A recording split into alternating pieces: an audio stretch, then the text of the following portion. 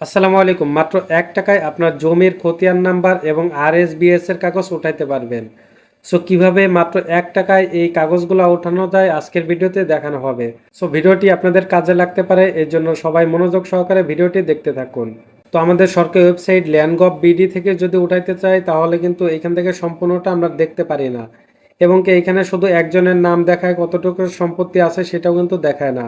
তো আমরা সম্পূর্ণটা দেখতে পারবো কিন্তু মাত্র ১ টাকায়, এবং মাত্র ১ টাকার মাধ্যমে কিন্তু আমরা এই কাগজটা উঠাতে পারবো। তো চলুন আপনাদেরকে দেখিয়ে দেই। তো আমি একটা ওয়েবসাইটে চলে আসলাম। এই ওয়েবসাইটের লিঙ্ক আমার ডিসক্রিপশন বক্সে দেওয়া থাকবে, আপনারা চাইলে সেখান থেকে চলে আসতে পারেন। বা আপনারা এইখান থেকে গুগল ক্রোমে গিয়ে সার্চে ক্লিক করবেন app.bhumiseva.com। এটা লেখার পরে এইখান থেকে আপনাদের সাইন ইন করতে হবে। সাইন ইন করা একদম সোজা। এখান থেকে আপনার জিমেল দিয়ে একটা পাসওয়ার্ড সেট করে কিন্তু আপনারা সাইন ইন করতে পারবেন। তো আমার অ্যাকাউন্টটা খোলা আছে, আমি অ্যাকাউন্টটা লগ ইন করে নিচ্ছি। তো অ্যাকাউন্টটা লগ ইন করার পরে আপনাদের সামনে এরকম একটি ইন্টারফেসে নিয়ে আসবে। দেখেন এইখান থেকে মাত্র ১ টাকায় আমি খতিয়ান নাম্বারটা উঠাবো এবং কি আমার কাগজের সব কিছু দেখতে পারবো। এর জন্য আমরা কি করবো, এখান থেকে যে সার্ভে খতিয়ান, এই যে সার্ভে খতিয়ানের উপরে আমরা ক্লিক করে দেব। সার্ভে খতিয়ানের উপরে ক্লিক করার পরে এইখান থেকে নিচে আমাদের জেলাটা, এখান থেকে বিভাগটা সিলেক্ট করতে হবে। দেন বিভাগ আমি ঢাকা দিয়ে দিলাম। এরপর আমাদের জেলাটা সিলেক্ট করতে হবে রাজবাড়ী, এটাও দিয়ে দিলাম। তারপর এইখান থেকে আমাদের উপজেলাটা সিলেক্ট করতে হবে, এইখান থেকে উপজেলা সিলেক্ট করে দিলাম। এরপর আমরা কোন কাগজটা উঠাবো, এইখান থেকে আমরা বিএস বা বিআরএস এটা উঠাবো।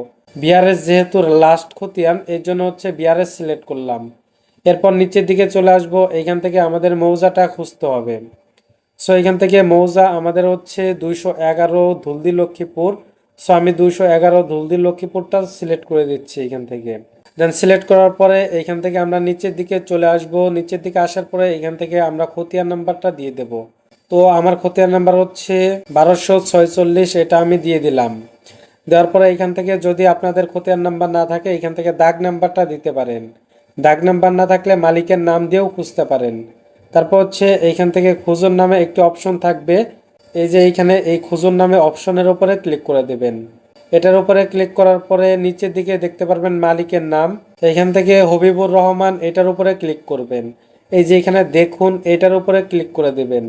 এটার উপরে ক্লিক করার পরে একটু নিচের দিকে চলে আসবেন। এইখানে দেখতে পারবেন যে সব কিছু দেওয়া আছে। হবিবুর রহমান, হাজরা খাতুন, এইখানে কার কার নামে জমি দেওয়া আছে সম্পূর্ণটা দেখতে পারবেন, এবং কি এইখানে দাগ নাম্বারগুলোও দেখতে পারবেন। এটা সম্পূর্ণ শীট হিসাবে দেখতে হলে এইখান থেকে নিচের দিকে আসবেন। এইখানে পিন নামে অপশন থাকবে, এই পিন অপশনে ক্লিক করে দেবেন। পিন অপশনে ক্লিক করার পরে এইখান থেকে দেখেন, আমি একটু জুম করে আপনাদেরকে দেখাই। আচ্ছা, জুম হইতেছে না। সো এটা আমরা সেভ করব। এটা সেভ করার জন্য এই যে এখানে একটু অপশন পাবেন, এই পিডিএফ ডাউনলোড, এই পিডিএফ ডাউনলোডের উপরে ক্লিক করে দেবেন। সো ডাউনলোডের উপরে ক্লিক করার পরে সেভে ক্লিক করে দেব। সেভে ক্লিক করার পরে আমরা যদি একটু ব্যাকে চলে আসি, এই যে এখানে দেখেন।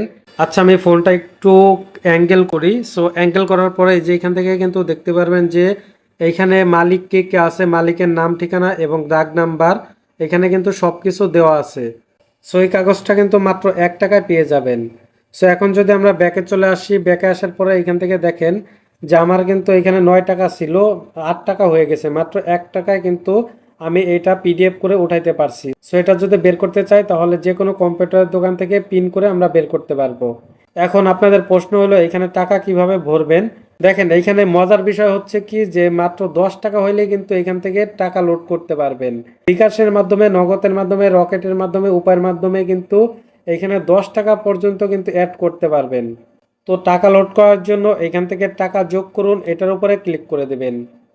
এরপর এই যে নিচে কত অ্যামাউন্ট পাঠাবেন, এখান থেকে সর্বনিম্ন ১০ টাকা, ধরেন আমি ১০ টাকা দিলাম। এরপর বিকাশ নাম্বারটা সিলেক্ট করবেন, তাদের নাম্বারটা দেওয়া আছে, এই নাম্বারটা কপি করবেন।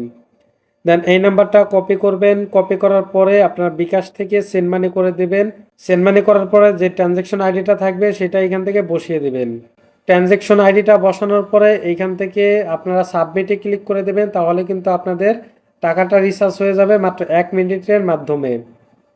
তো আশা করি সবাইকে বোঝাইতে পারছি। তো এই ধরনের ভিডিও পেতে চ্যানেলটি সাবস্ক্রাইব করবেন এবং ফেসবুক পেজ হলে ফলো দিয়ে রাখবেন। তো সবাই ভালো থাকবেন, সুস্থ থাকবেন। আল্লাহ হাফেজ।